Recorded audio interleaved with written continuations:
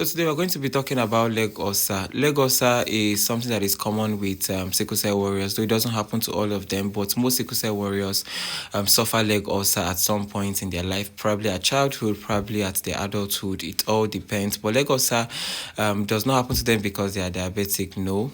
And most people do ask, how do I prevent leg ulcer? What could be the major cause of leg ulcer? So like I said, it's common with sickle cell warriors. One major thing you should look out for, if you have experienced leg ulcer before, just know that it will keep coming back.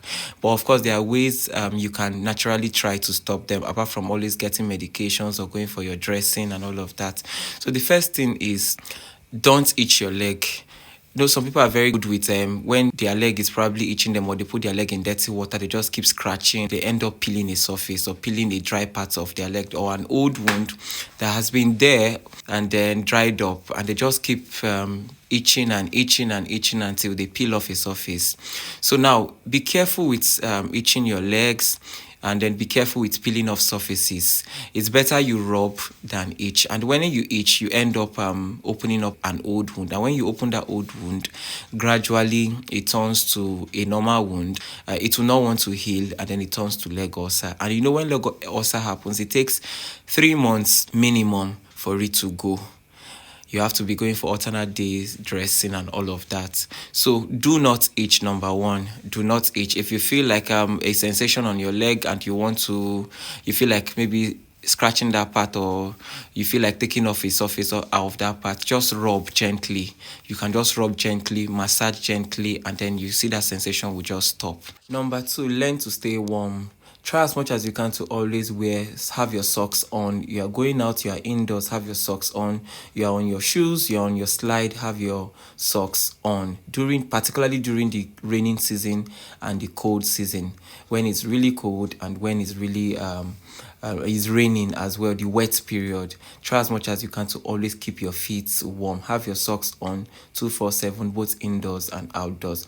Number three, now for some persons, when the leg ulcer wants to occur, you get this sign that you get this itching, or you get this sensation repeatedly for over days, about even a week and even more.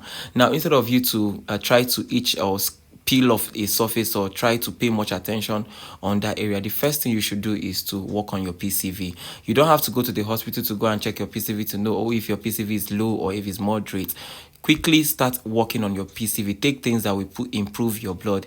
It simply means there's insufficient blood supply to that area of your leg. And once there's insufficient blood supply, gradually it turns to a wound. It opens up, and when it opens up, it won't go back for like the next 3 months. In fact, minimum 3 months. That is with dressing and medication, constant dressing and medication. So once you feel that sensation, it means your PCV is low, insufficient blood supply to that part of your body.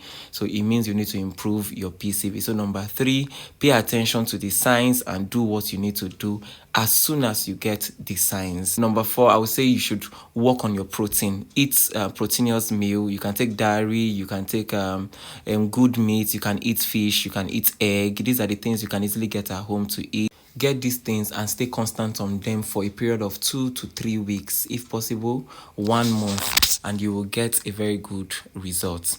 Now, stay hydrated. There must be enough fluid in your system. Water must be going up and down, in and out of your system. You must flush out the toxins, the things that are toxic to your system. Take a lot of water so that you pass them through urine, and then it helps that area to stay clean. Keep that part less stressed. Do not trek with the leg or walk distance with the leg much. So if you try these things repeatedly, you see that on its own, without taking any medication, without seeing any doctor, without consulting any professional hematologist, you just see that the place dries up on its own. So those warriors who are dealing with leg ulcer, try as much as you can to do the needful. Thank you very much, and see you in my next video.